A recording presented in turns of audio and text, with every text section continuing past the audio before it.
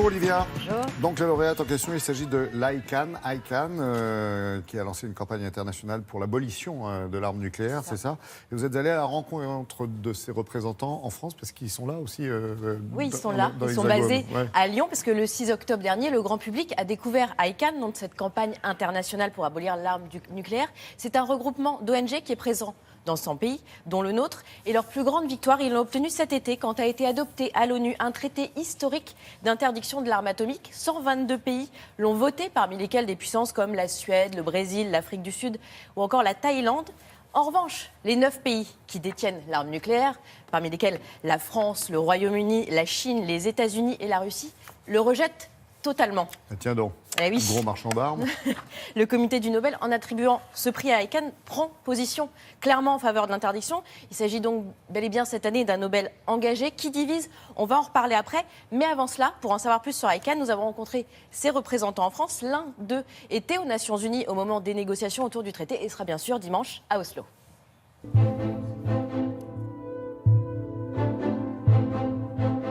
Depuis qu'il y a des armes nucléaires, il y a des campagnes contre les armes nucléaires. À un moment donné, en 2007, on a décidé de se concentrer sur un seul objectif, très précis, tous ensemble au niveau international, de façon à l'obtenir. Ça a été le cas. 10 ans après, on a obtenu le traité d'interdiction des armes nucléaires. Le travail d'ICAN sur le terrain, c'est de rencontrer les diplomates. Le terrain, c'est principalement les grandes conférences interparlementaires, c'est l'Organisation des Nations Unies, où on a ces discussions avec les diplomates de tous les pays du monde, qu'ils aient ou qu'ils n'aient pas l'arme nucléaire.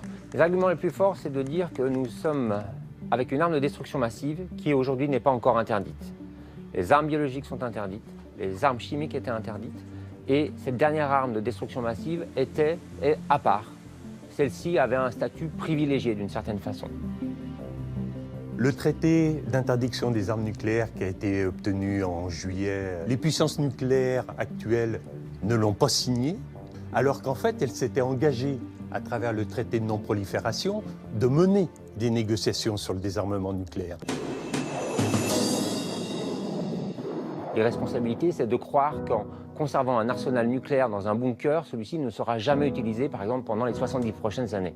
C'est ça l'irresponsabilité. L'irresponsabilité, c'est de marcher en équilibre avec une arme nucléaire dans la poche, comme on le fait aujourd'hui, et l'équilibre, c'est dangereux. En face, nous avons des États qui sont majeurs et qui veulent assurer leur sécurité sans pour autant avoir un problème avec les armes nucléaires des autres États.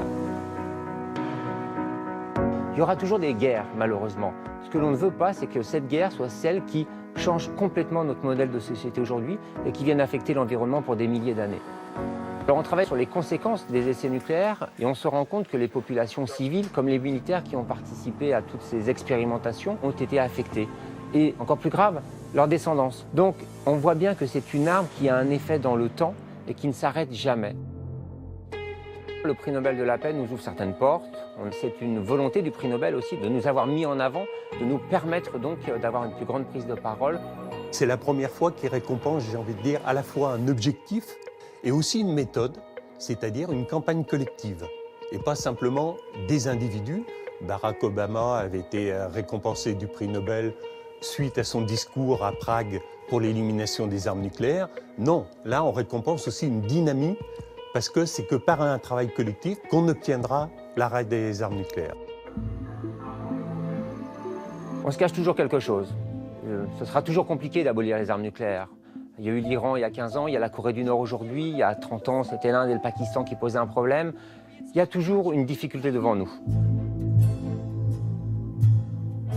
De ICAN, ça doit diviser, même faire chauffer un peu les esprits. Et oui, là, en fin de semaine, la France, le Royaume-Uni et les États-Unis ont annoncé qu'ils n'enverraient pas leurs ambassadeurs à la cérémonie de remise du Nobel comme le veut la tradition. Donc c'est vraiment un signe fort de protestation. Voilà, alors si ICAN a une visibilité avec ce Nobel, le chemin s'annonce encore long, mais ils sont assez confiants et combatifs pour eux. Ils sont investis d'une mission pour les générations futures et 2017 est une année de prise de conscience. Ça ne fera pas plouf, donc on est d'accord. Ça s'inscrit dans la durée. Merci Olivia.